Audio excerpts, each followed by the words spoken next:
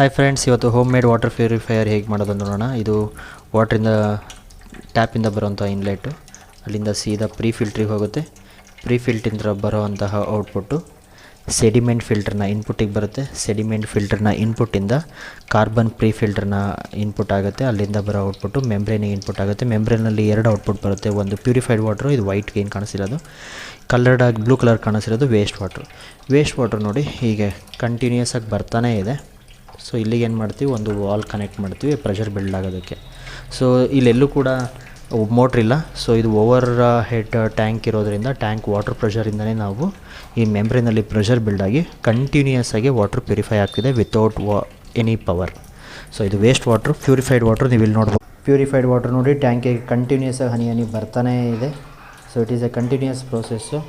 So ಹಗಲು ರಾತ್ರಿ without any power water purify ಆಗ್ತಾನೇ ಇರುತ್ತೆ. ಸೊ